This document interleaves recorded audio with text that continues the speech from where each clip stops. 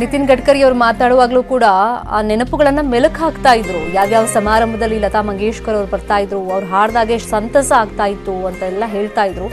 ಈಗ ಅದು ರಿಪ್ಲೇಸ್ ಮಾಡಕ್ ಸಾಧ್ಯನೇ ಇಲ್ಲ. ಅಂಥದ್ದೊಂದು ಅಮೂಲ್ಯ ರತ್ನವನ್ನ ನಾವು ಕಳ್ಕೊಂಡಿದೀವಿ.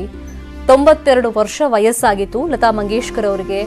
ಕಳೆದ ತಿಂಗಳಿಂದನೇ ಅವರಿಗೆ ಹುಷಾರಿರಲಿಲ್ಲ. ಕೊರೋನಾ ಪಾಸಿಟಿವ್ ಆದ್ಮೇಲೆ ಅವರು ಟ್ರೀಟ್ಮೆಂಟ್ ಪಡ್ಕೊಳ್ತಾ ಇದ್ರು ಹಾಸ್ಪಿಟಲ್ ಅಲ್ಲಿ. ಅದಾದ್ಮೇಲೆ ಅವರಿಗೆ ನ್ಯೂಮೋನಿಯಾ ಅಟ್ಯಾಕ್ ಆಯ್ತು. ನ್ಯೂಮೋನಿಯಾ ಅಟ್ಯಾಕ್ ಆದ್ಮೇಲೆ ಲಂಗ್ಸ್ ನಲ್ಲಿ ಇನ್ಫೆಕ್ಷನ್ ಸ್ಟಾರ್ಟ್ ಆದ್ಮೇಲೆ ಅದು ಮತ್ತೆ ಕಂಟ್ರೋಲ್ ಬರೋದಕ್ಕೆ ಕಷ್ಟ ಆಗ್ಬಿಡುತ್ತೆ. ಈ ಬಗ್ಗೆ ಮಾತನಾಡೋದಕ್ಕೆ ಖ್ಯಾತ ಗಾಯಕರಾಗಿರುವಂತ ವಿಜಯ್ ಪ್ರಕಾಶ್ ಅವರು ನಮ್ಮ ಜೊತೆ ಫೋನ್ ಸಂಪರ್ಕದಲ್ಲಿ ಜಾಯಿನ್ ಆಗಿದ್ದಾರೆ. ವಿಜಯ್ ಪ್ರಕಾಶ್ ಅವರೇ, ನಿಮಗೂ ಒಂದ್ ಕಡೆ ಇನ್ಸ್ಪೈರ್ ಮಾಡಿರ್ಬೋದು ಲತಾ ಮಂಗೇಶ್ಕರ್ ಅವರು. ಇವಾಗ ಅವ್ರು ಇಲ್ಲ ಅಂತ ಹೇಳಿದಾಗ ಅದು ರಿಪ್ಲೇಸ್ ಮಾಡಕ್ಕೆ ಸಾಧ್ಯ ಇಲ್ಲ. ಈ ಸಂದರ್ಭದಲ್ಲಿ ಹೆಂಗ್ ನೆನಪು ಮಾಡ್ಕೊಳ್ತೀರಾ ನೀವು ಅವ್ರನ್ನ? ಅಲ್ಲ, ನನ್ನ ಇನ್ಸ್ಪೈರ್ ಮಾಡಿರಬಹುದು ಅಂದ್ರೆ ಹಿಂಗೆ ಐ ಥಿಂಕ್ ಕೇವಲ ಭಾರತದಲ್ಲಷ್ಟೇ ಅಲ್ಲ, ಪ್ರಪಂಚದಾದ್ಯಂತ ಗಾಯಕ ಗಾಯಕಿಯರಿಗೆ ಸ್ಫೂರ್ತಿಯಾಗಿದ್ದಂತಹ ತಾಯಿ ಸರಸ್ವತಿ ಸ್ವರೂಪ ಆಕೆ. ಏನು 30,000ಕ್ಕೂ ಹೆಚ್ಚು ಹಾಡುಗಳನ್ನ ಜೀವನಾವಧಿಯಲ್ಲಿ ಹಾಡಿ, ಮತ್ತೆ ಹೇಗೆ ಸುಮ್ನೆ ಒಂದು ನಂಬರು ಅಲ್ಲ, ಅದು 30,000 ವಜ್ರ ವೈಡೂರ್ಯಗಳು ಸಂಗೀತ ಪ್ರಪಂಚದಲ್ಲಿ. ಒಂದೊಂದು ಹಾಡು ಕೂಡ ಒಂದೊಂದು ಯೂನಿವರ್ಸಿಟಿ ತರ, ವಿಶ್ವವಿದ್ಯಾಲಯ ತರ ಓದ್ಲಿಕ್ಕೆ ಒಂದೊಂದು ಹಾಡಲ್ಲಿ ಅಷ್ಟು ವಿಷಯಗಳು. ಮಾ ಸರಸ್ವತಿ ಅಂತ ಹೇಳದಂತಹ ಸಿಂಗರ್ ಅಂದ್ರೆ ಅವರೊಬ್ಬರೇ. ಮಾ ಸರಸ್ವತಿ ಅಂತಲೇ ನಾನು, ಯಾಕೆಂದ್ರೆ ಬಾಂಬೆನಲ್ಲಿ ಕಳೆದ 25 ವರ್ಷದಿಂದ ನಾನಲ್ಲಿ ನನ್ನ ಗುರುಗಳು ಶ್ರೀ ಸುರೇಶ್ ವಾಡ್ಕರ್ ಅವರು ಬಹಳ ಬಹಳ ಗೌರವಿಸ್ತಿದ್ದಂತಹ ಗಾಯಕಿ ತಾಯಿ ಸರಸ್ವತಿ, ಭಾರತ ರತ್ನ ಲತಾ ಮಂಗೇಶ್ಕರ್ ಅವರು. ನಾನು ಒಂದು 2-3 ಸಂದರ್ಭಗಳಲ್ಲಿ ಅವ್ರನ್ನ ನೇರ ಭೇಟಿಯಾಗುವ ಒಂದು ನನಗೆ ಸದವಕಾಶ ಅಂತ ಕೊಟ್ಟಿದ್ದ. ಮತ್ತೆ ಇನ್ನೊಂದೇನಂದ್ರೆ ಅವರು ಬಹಳ ಐ ಥಿಂಕ್ ಬಹುಶಃ ಅವರ ಲಾಸ್ಟ್ ಲೈವ್ ಪರ್ಫಾರ್ಮೆನ್ಸ್ ಬಾಂಬೆನಲ್ಲಿ ಬಹಳ ದೊಡ್ಡ ಮಟ್ಟದಲ್ಲಿ ಅವ್ರು ಮಾಡಿದಾಗ, ಅದ್ರಲ್ಲಿ ನಾನು ಅವಾಗಷ್ಟೇ ಬಾಂಬೆಗೆ ಹೋದದ್ದು, ನನಗೆ ಕೋರಸ್ ಅಲ್ಲಿ ಹಾಡುವ ಒಂದು ಅವಕಾಶ ಸಿಕ್ಕಿತ್ತು. ಅವಾಗ ಅವರ ಲಾಸ್ಟ್ ಕಾರ್ಯಕ್ರಮದಲ್ಲಿ ಬಹಳ ದೊಡ್ಡ ಮಟ್ಟದಲ್ಲಿ ಒಂದು ಸರ್ಕಾರದ ಲೆವೆಲ್ ಅಲ್ಲಿ ಅಂಧೇರಿಲಿ ಒಂದು ಬಹುಶಃ ಒಂದು 40-50 ಜನ ಸೇರಿದ್ರು.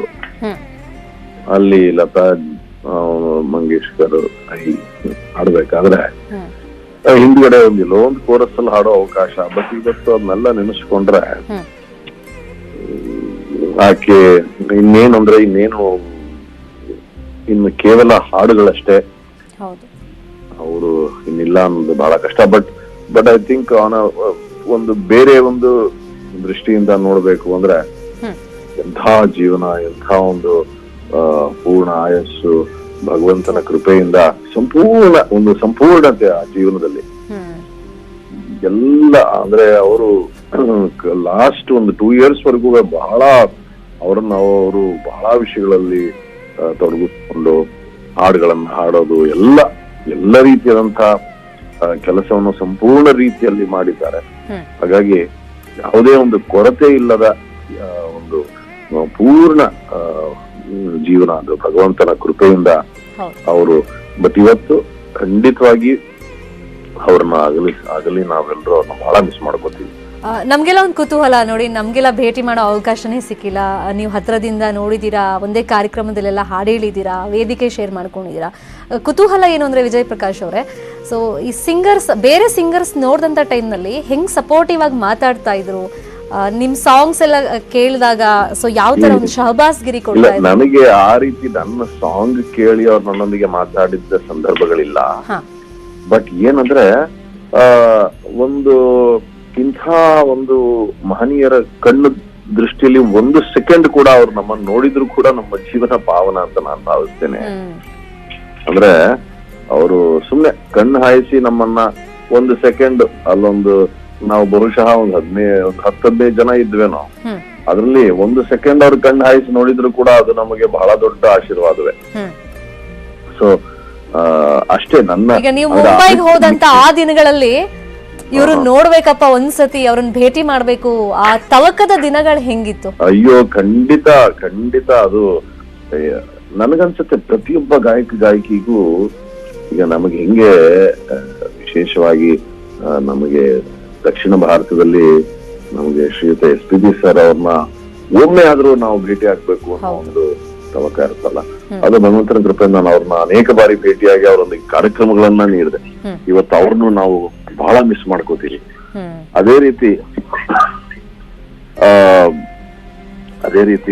ಇವತ್ತಿನ ದಿನ ಇವ್ರನ್ನ ಭೇಟಿ ಆಗ್ಬೇಕು ಅಂತ ನಾನು ಬಹಳ ಆಸೆಯಿಂದ ಇದ್ದೆ.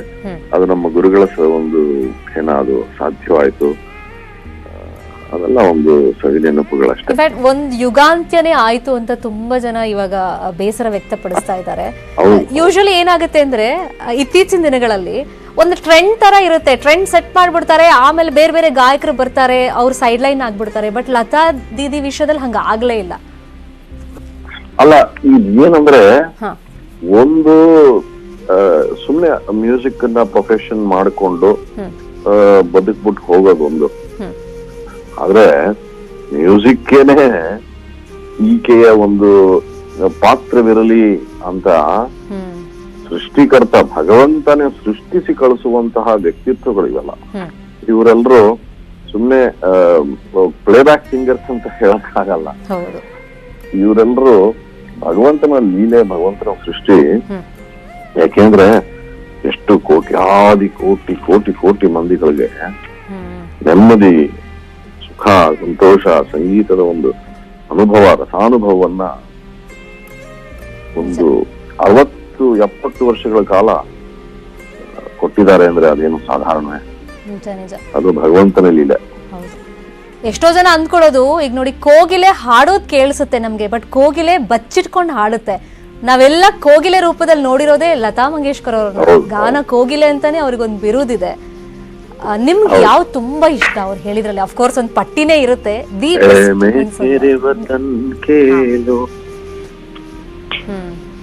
ಹಾಡಿದೆ ಎಳೆದು ಬಿಡುತ್ತೆ ಸೆಳೆತ. ಅಫ್ಕೋರ್ಸ್ ಬೇಕಾದಷ್ಟು ಹಾಡುಗಳು. ಒಂದು ಫಿಲ್ಮಿ ಸಾಂಗ್, ಒಂದು ಫಿಲ್ಮ್ ಸಾಂಗ್ ಇದ್ರೆ ಇನ್ನೊಂದು ನಾನ್ ಫಿಲ್ಮ್ ಸಾಂಗ್ಸ್ ಬೇಕಾದಷ್ಟಿದೆ ಅವ್ರದ್ದು. ಆ ಪಟ್ಟಿಯಲ್ಲಿ ಕೂಡ ಅನೇಕ ಹಾಡುಗಳಿವೆ. ಅವ್ರು ಹಾಡಿರೋ ಭಜನ್ಸ್ ಆಗ್ಲಿ ಅಥವಾ ಏನೋ ಗಜಲ್ಸ್ ಆಗ್ಲಿ, ಅದೇನು ಎಲ್ಲ ಬಗೆಯ ಹಾಡಿದ್ದಾರೆ. ಸೊ ಹಾಗಾಗಿ ಅದು ನಾನು ಹೇಳಿದ ಒಂದು ತುಂಬಾ ಮುಂಬೈನ ಸ್ಟುಡಿಯೋದಲ್ಲಿ ರೆಕಾರ್ಡಿಂಗ್ ಎಲ್ಲ ಹೋಗುವಾಗ ಇವ್ರ ಎಕ್ಸಾಂಪಲ್ ಗಳನ್ನೆಲ್ಲ ಕೊಡ್ತಾ ಇದ್ರ ಸರ್? ಅಯ್ಯೋ ಅದೆಲ್ಲ ಹೆಂಗೆ ಅಂದ್ರೆ ಅವ್ರುಗಳೆಲ್ಲರೂ ಅವರು